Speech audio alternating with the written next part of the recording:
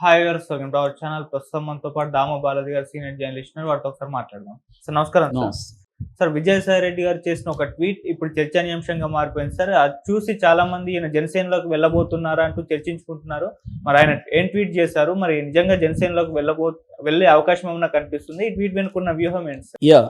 ఇప్పుడు ఒక కొత్త వివాదం తెర మీదకి వచ్చింది ఆంధ్రప్రదేశ్లో. అదేంటంటే విజయసాయి రెడ్డి ట్వీట్ ఇది సంచలనం క్రియేట్ చేస్తుంది. విజయసాయి రెడ్డి మొన్న ఒక ట్వీట్ చేశాడు. అందులో ఏంటంటే నేషనల్ పాపులారిటీ అండ్ ఏజ్ ఉన్న పవన్ కళ్యాణ్ ఎన్డీఏ కూటమిలో సీఎం కావడానికి ఐడియల్ పర్సన్ అనేది ఫస్ట్ వాక్యం. రెండో వాక్యం, ఇప్పుడు ఉన్న సీఎంగా ఉన్న ఒక సెనైల్ జెంటిల్మ్యాన్ అన్నాడు. సెనైల్ జెంటిల్మ్యాన్ అంటే ముసలి పెద్ద మనిషి.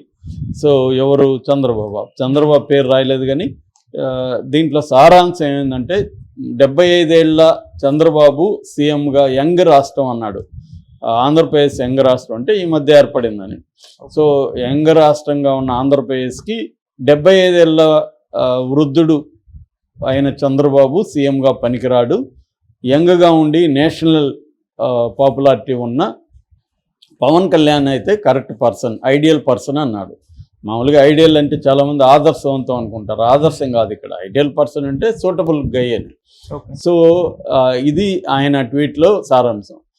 మామూలుగా మొన్నటి వరకు కూడా పవన్ కళ్యాణ్ని అసెంబ్లీ గేటు దాటనేమో, పవన్ కళ్యాణ్ అనే వ్యక్తి దత్తపుత్రుడు, ప్యాకేజ్ స్టారు, ఇవన్నీ ఇదే విజయసాయి రెడ్డి నోట్లో చాలాసార్లు వచ్చాయి.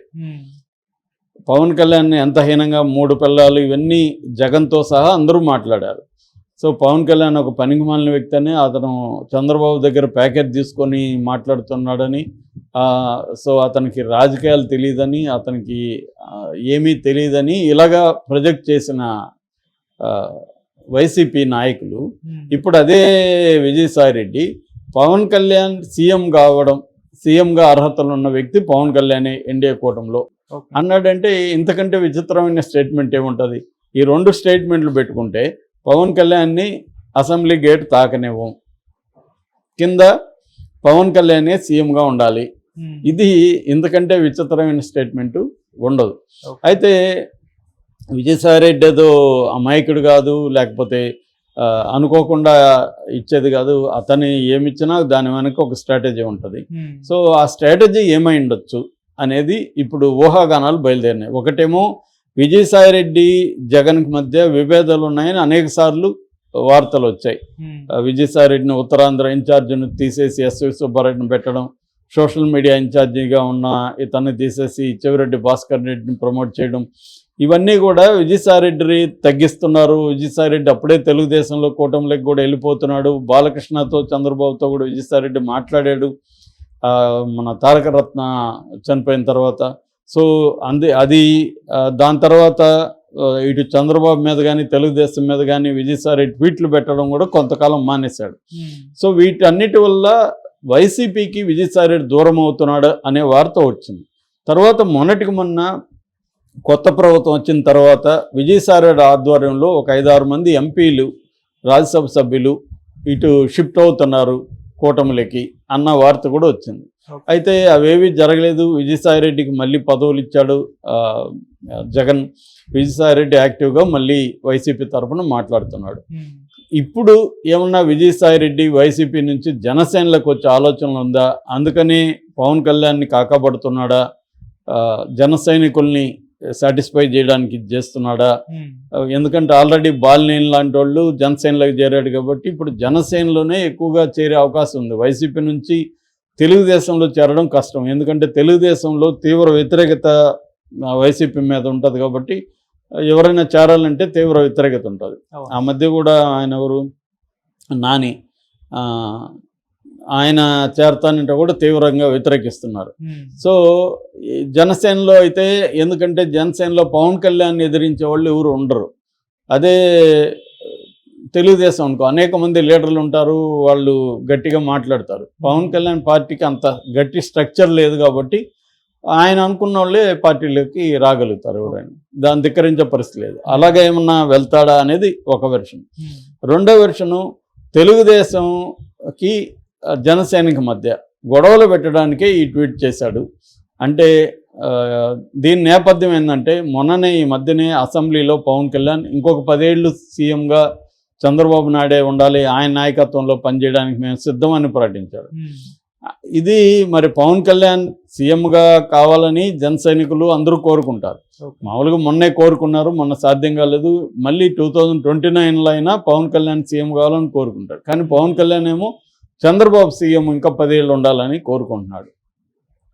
దీన్ని బ్రేక్ చేయడానికి విజయసాయిరెడ్డి ఒక టాక్టికల్గా పవన్ కళ్యాణ్కి చంద్రబాబు మధ్య గొడవలు లేదా తెలుగుదేశానికి జనసేన మధ్య గొడవలు పెట్టడానికి ట్రై చేస్తున్నాడా అనేది ఒక డౌట్. ఎందుకంటే ముందు నుంచి కూడా పవన్ కళ్యాణ్ని కూటమి లేకపోకుండా అడ్డుకోవడానికి వైసీపీ శాయశక్తిలో ట్రై చేసింది. పవన్ కళ్యాణ్కి చంద్రబాబు గొడవలు పెట్టడానికి కాపు సామాజిక వర్గాన్ని పవన్ కళ్యాణ్ నుంచి లేదా చంద్రబాబు నుంచి దూరం చేయడానికి అనేక ప్రయత్నాలు చేశారు. వాళ్ళకి ఏంటంటే ఈ పొత్తు ఉంటే మనం ఓడిపోతామనే భయం అయితే ఎప్పటి నుంచో జగన్లో కావచ్చు వైసీపీ నాయకుల్లో ఉంది. అందుకని పొత్తు జరగకుండా చూడడానికి వాళ్ళు శాయశక్తిలో ట్రై చేశారు, బట్ ఫెయిల్ అయ్యారు. ఇప్పుడు మళ్ళీ నెక్స్ట్ 2019లో కూడా సేమ్ కూటమి పొత్తుతోనే ఎలక్షన్లకు వెళ్ళే పరిస్థితి ఇప్పటివరకు క్లియర్గా అయితే కనిపిస్తుంది.